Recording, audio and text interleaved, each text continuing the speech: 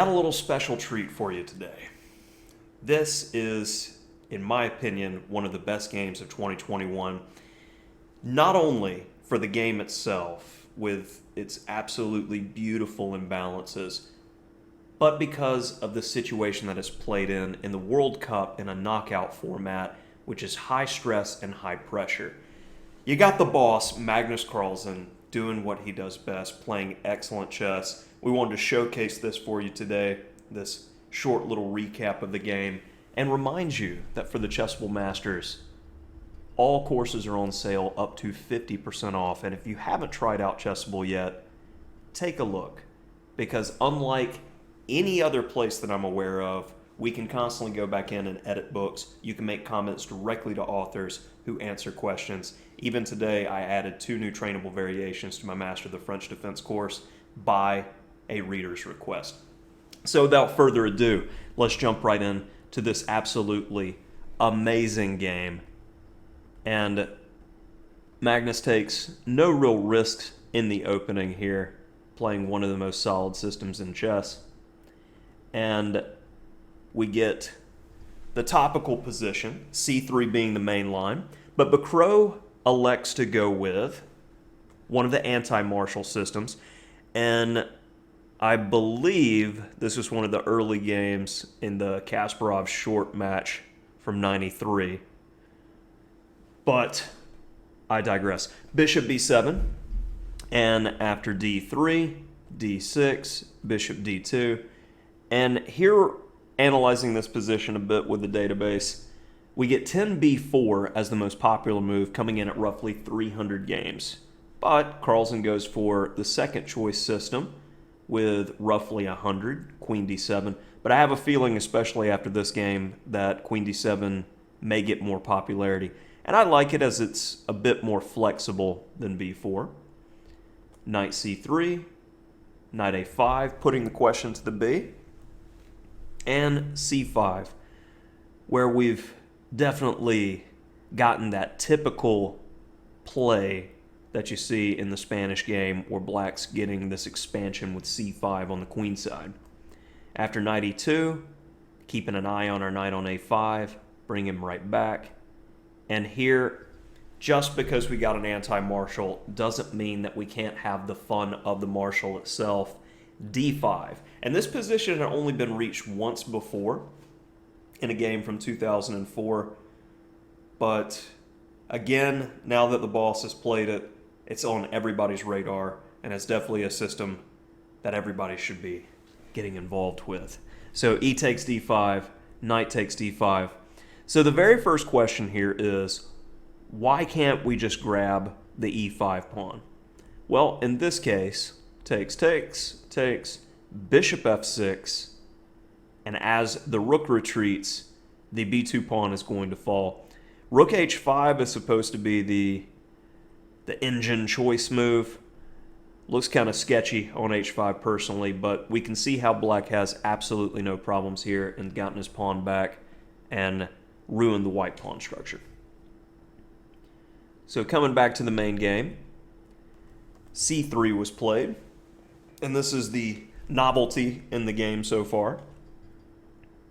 We got ourselves full development, takes, and when you are playing the martial, you're playing the martial. It's not even about getting the pawn back, as we saw in the previous variation. It is about getting that dynamic play and playing for a win with black. So Carlsen was definitely in the mood to go after his opponent in this game.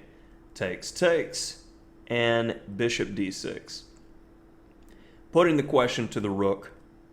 And now, you have to take stock in a position like this, because black is a pawn down. But notice white's position being kind of awkward. The bishop on d2, the pawn on d3, the knight on g3. These are all struggling to coordinate with each other, whereas black's bishops do an amazing job slicing at the position. The queen also very easily can come over to key squares on the king side. The knight can easily get out of the way and help with the attack, which we see. So we have to maintain attacking pressure in this position to compensate for the pawn. Bishop takes f4, and for the price of a pawn, we have the bishop pair in an open position, and we have initiative. I'm going to say that that's going to be enough. Let's find out. Knight e4. And my first reaction here was to, and I mean, I wanted to play it almost every move when I was looking at the game, try to ruin the footing of the knight on e4 or find the right moment to play c4. And there were some very interesting variations in this game. Say after knight c5, this line gets kind of ridiculous. Bishop takes h2, queen h3. You don't get to play moves like this very often, at least I don't. Knight takes, so now the queen's under attack. So we just calmly move the queen, setting up discoveries. And you get the discovery anyway. And the computer gives this ridiculous line roughly zeros here. So there's definitely a lot of play in this position, which I wanted that line to emphasize. But Carlsen, instead of c4, simply goes queen c7, no knight c5, no draw. We want to fight in the position, putting the question to the h2 pawn. So now attacks the b, keeping an eye on d4. That's not being played. And here is the critical move in the game for white, because this move is actually where white went wrong, and from there on out, it's very difficult for white to maintain the balance. So queen e2 should be played in the game, and white is potentially okay. I feel like black still has pressure here, but it is still a difficult position. f4 was played, and this is where there's going to be some major issues, and maybe this was a knee-jerk reaction by white. I mean, opening up the king, anytime the queen and bishop are able to get to the long diagonal, it can be devastating. So bishop d6, and I think when f4 was played, maybe it was just a hallucination that, okay, I'm getting the bishop pair, but this is going to be a problem. Say, for instance, after queen takes d6, the d3 pawn is hit, and after c4, queen c6 is emphasis that the light squares, they're just simply too weak where we have big threats. So I'm not quite sure what f4 was, but that was the move played in the game. And after bishop d6, queen h5 was played. And we need to make sure that we're covering our king side. Best way to do it is to make sure that that knight isn't going anywhere. Queen h3 was played, trying to cover some key squares. c4, and black has a substantial edge at this point. d4. All the pieces are coming into harmony, and that knight on e4 is getting very loose. So white jettisons the pawn in order to distract the queen, and critical moment here. Because when I was looking at this position, I said, you know, we always do this as chess players. You play solitaire chess, you look at the game, and you try to think, what would I do in the position? And here, without question, my first reaction was to play bishop c5, and we have bishop c8. And this is this nice in-between move situation. You take my queen, I take yours, I'm having a good time. And after queen g2, I am able to get my queen away. I still have lasting pressure. This is what I would have went for with this bishop c5 idea. But the boss, in a World Cup game, in an elimination style tournament, he's feeling it. He's going for it today.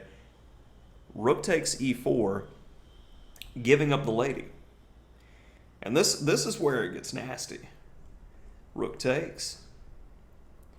And it's not abundantly clear that black is getting full compensation here. But this is a nerves of steel type situation, in my opinion. Rook takes d6 leads to mate, so that at least preserves the b in the meantime.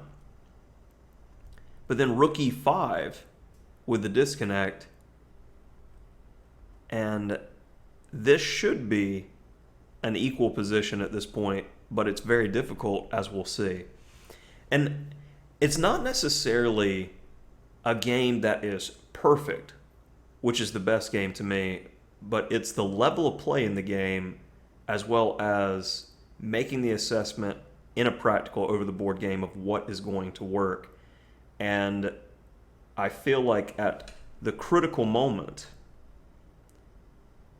when the queen was sacrificed, we did have the option to play bishop c5. I mean, clearly Magnus had to have considered this option, but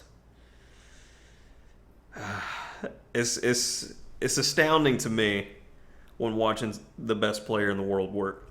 All right, king f1, bishop c8, and white should make the attempt to play g4 here, discovering on the bishop, and white needs to play very accurately, going after the base pawn. And what I found was this should hold a draw because it's very difficult for black to make progress here. Say if you push the pawn, you're going to have to give one in order to make some progress again. And then this feels like a draw, but I am not 100% sure. So after bishop c8, queen g2 was played. And it's very easy to go wrong in these positions. B takes c3, for instance. Bishop d3 check, where no matter where the king moves, we're going to force this trade. And then b4 wins, as the pawn can't be stopped. Or our passer can't be stopped, rather. So queen d5, bishop e6, and you want to avoid this trap. Check. Check. And we win the queen. So queen c5. And now bishop h3 is a big threat here, so king g2. And we're now threatening to win after making some luft like g6. So queen d5, hitting the bishop. Now rook d8 sets up nasty discoveries. Queen comes back to c5, and this move cost white the game. Bishop f6, now that the bishop is out of the way, makes some good progress. g6, we've got our luft, no back rank problems anymore. And white goes for it with g4, and after takes c3. White's doing anything he can to try to create some play here, but after g5, it was the final move of the game, and it's understandable why white resigned, because he was able to see continuation, for instance, like bishop d3, trying to block the rook. You're not going to be able to stop the march of the pawn for long with bishop d1. And after queen b1, c2 takes, rook check, and after takes, the king is completely safe, tucked away on the g7 square. Our bishops will coordinate, and the b's are mean in this position. The extra rook definitely is helping and doing the job. So again, absolutely breathtaking. I can't even speak, I'm so excited about it. Breathtaking game by the world champion, the boss, Magnus Carlsen. So hopefully you enjoyed this, and hopefully you take time to take a look at what's going on the Chessable site for the next few days. Have a good one.